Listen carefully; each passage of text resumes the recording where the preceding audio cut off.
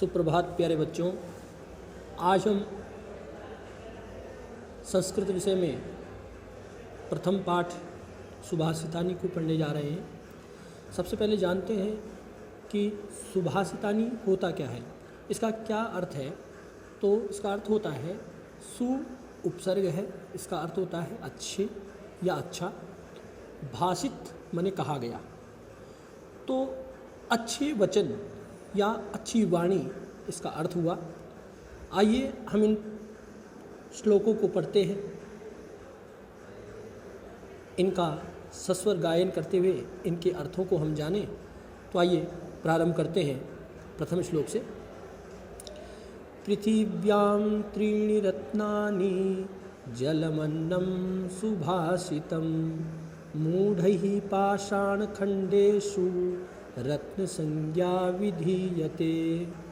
एक बार पुनः सुने। पृथिव्यां त्रीणि रत्नानि जलमन्नं सुभाषितं मूढ़ैः पाषाणखण्डेषु रत्नसंज्ञा विधीयते। इसमें आप देखेंगे कि प्रथम पंक्ति को यदि हम लें तो इसमें लिखा गया है पृथिव्याम, यानी कि इस पृथ्वी पर, जिस धरा पर हम विद्यमान हैं उसमें त्रीणि मने तीन, रत्नानि मने रत्न हैं।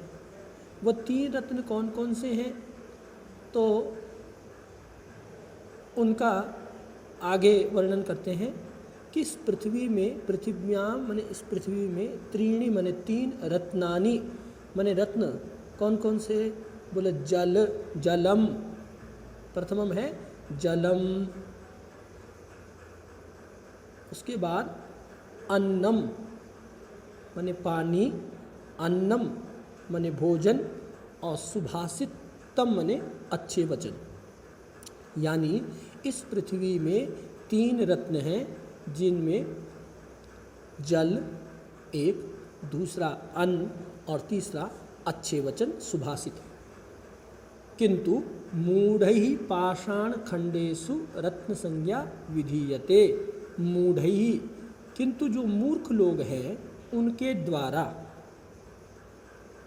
पाषाण खंडेषु मने पर्वत, पाषाण मने पत्थरों के टुकड़ों में, पाषाण खंडेषु यानी जो पत्थर के टुकड़े हैं उन पत्थरों के टुकड़ों में, या पत्थरों के टुकड़ों को समझे, रत्न संज्ञा विधीयते, रत्न संज्ञा का विधान किया गया है, माने उन्हें रत्न की संज्ञा दी गई है।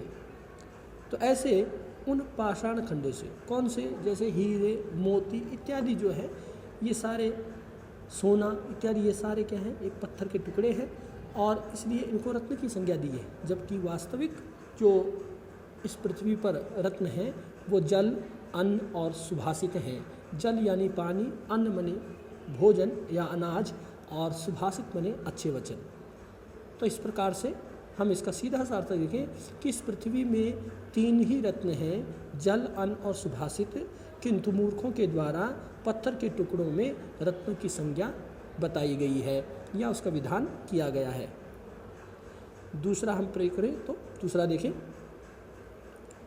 दूसरे श्लोक में देखें, दूसरा कौन सा है कि सत्येन धार्यते पृथ्वी सत्येन तपते रविः सत्येन वाति वायुश्च सर्वं सत्ये प्रतिष्ठितं सत्येन धार्यते पृथ्वी सत्येन तपते रविः सत्येन वाति वायुश्च सर्वं सत्ये प्रतिष्ठितम्।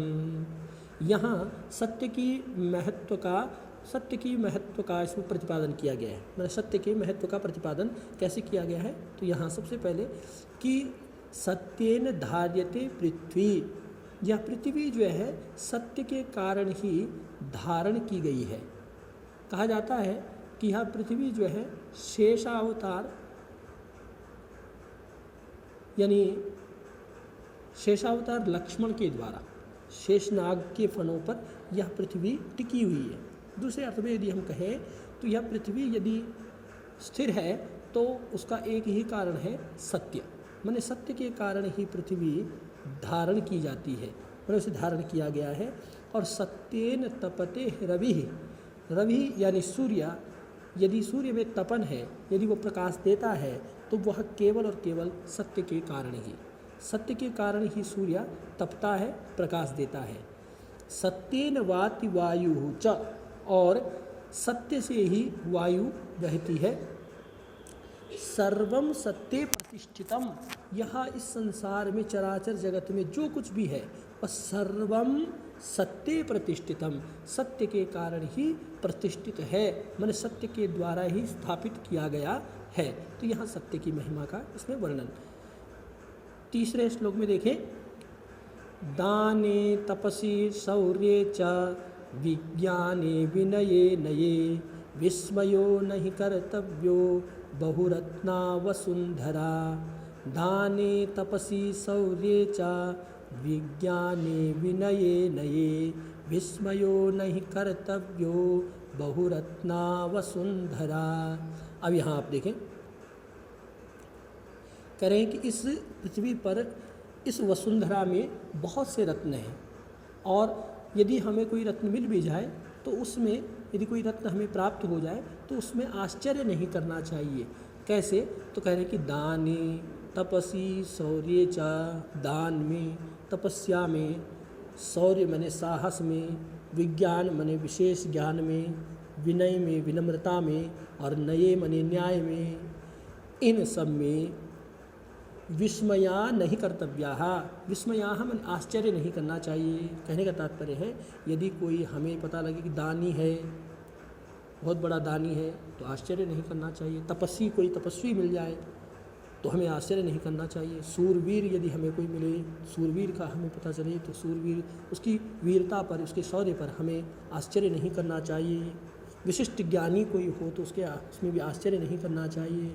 अत्यंत विनम्रशील कोई हो तो इतना विनम्र कैसे हो सकता है, इसमें आश्चर्य नहीं करना चाहिए। न्यायप्रिय कोई हो तो ऐसे न्यायप्रिय लोगों पर भी आश्चर्य नहीं करना चाहिए, क्योंकि विस्मयाः न कर्तव्याः, नहीं करना चाहिए। क्यों? बहुरत्ना वसुंधरा, क्योंकि यह वसुंधरा माने यह जो पृथ्वी है, इस पृथ्वी में बहुरत्ना, अनेक रत्नों वाली है। और यदि इनमें ये रत्न, दान, शौर्य, तपस्या इत्यादि रत्न प्राप्त हों तो इसमें आश्चर्य की क्या बात है, यानी कोई बात नहीं है। अग्रिम चले, चौथे में देखिए, सद्भिरेव सहासीत सद्भिकुर्वीत संगतिम सद्भिर्विवादं मैत्रीं च न सद्भि किंचिदाचरेत्। सद्भिरेव सहासीत सद्भिकुर्वीत संगतिं सद्भिर्विवादं मैत्रीं च न सद्भि किंचिदाचरेत्। यहाँ सज्जनों की संगति, सज्जनों के बारे में कहा गया है, क्या करना चाहिए और किससे दूर रहना। सज्जन और जो दुर्जन है उनके विषय में थोड़ा तुलनात्मक अध्ययन इसमें किया गया है कि सद्भिः एव सहासीताः, सद्भिः मन सत्पुरुषैः, मन सत्पुरुषों के साथ, एव मन सत्पुरुषों के साथ ही सहासीता मन रहना चाहिए, बैठना चाहिए, उनके साथ ही रहना चाहिए। सद्भिः कुर्वीत संगतिम, सद्भिः मन सत्पुरुषों के साथ ही संगति करनी चाहिए, मित्रता भी अच्छे लोगों के साथ ही करनी चाहिए। सद्भिर्विवादं मैत्रीं च, यदि किसी के साथ विवाद हो तो सत्पुरुषों के साथ ही विवाद होना चाहिए, असत्पुरुषों के साथ नहीं। मित्रता मैत्रीं च, और मित्रता भी सत्पुरुषों के साथ ही होनी चाहिए। न असद्भि किंचिदाचरेत, किंतु किसी भी प्रकार का व्यवहार, आचरण असत्पुरुषों के साथ, दुर्जनों के साथ, दुष्टों के साथ, खलों के साथ नहीं होना चाहिए। इसको अगर हम समझें तो सद्भिः माने सज्जनों के साथ हमारा उठना बैठना होना चाहिए। साहसीता माने रहना या उठना बैठना ये अच्छे लोगों के साथ होना चाहिए। संगति माने मित्रता भी हमारी अच्छे लोगों के साथ होनी चाहिए। और सद्भिर्विवादम, यदि किसी बात पर कोई विवाद हो तो वो सत्पुरुषों के सामने, सज्जनों के साथ ही होना चाहिए, क्योंकि यदि हम किसी बात को लेकर विवाद करेंगे तो उस विवाद का समाधान हमें सत्पुरुषों के सानिध्य से ही प्राप्त हो सकता है। इसलिए सत्पुरुषों के साथ किया गया विवाद भी फलदायक होता है, शंकाओं का समाधान करने वाला होता है। किंतु किसी भी प्रकार का आचरण न असद भी किंचित आचरित, किंचित अपि न आचरित असद भी। असद भी माने दुर्जनों के साथ किसी प्रकार का भी आचरण या उनके साथ किसी प्रकार का समन्वय नहीं होना चाहिए। अग्रिम उसमें करें, धन धान्य प्रयोगेषु विद्यायाः संग्रहेषु च आहारे व्यवहारे च त्यक्तलज्जः सुखी भवेत्। धन धान्य प्रयोगेषु विद्यायाः संग्रहेषु च आहारे व्यवहारे च त्यक्तलज्जः सुखी भवेत्। यहाँ पर कि कौन व्यक्ति सुखी रहता है, सुख प्राप्त करने का या सुखी रहने का साधन बता रहे हैं।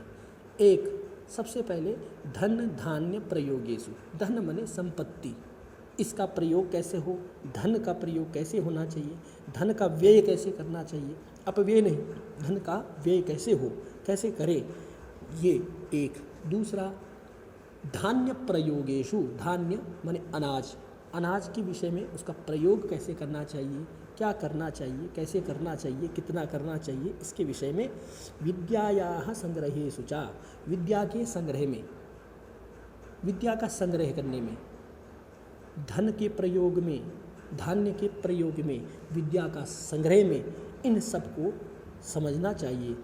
जैसे जो इन व्यवहार में, इस व्यवहार में कुशल है, जो धन के व्यवहार में कुशल है, धान्य माने अनाज इत्यादि के व्यवहार में कुशल है, विद्या के संग्रह में कुशल है, ऐसा व्यक्ति, और आहारे व्यवहारे च, आहार में माने भोजन इत्यादि के संबंध में, व्यवहारे किसी के साथ व्यवहार करने में, त्यक्त लज्जा, लज्जा त्यक्ता, हमें शर्म को छोड़ देना चाहिए, शर्म नहीं करनी चाहिए, माने संकोच नहीं करना चाहिए। कहने का तात्पर्य है संकोच नहीं करना चाहिए आहार में और व्यवहार में।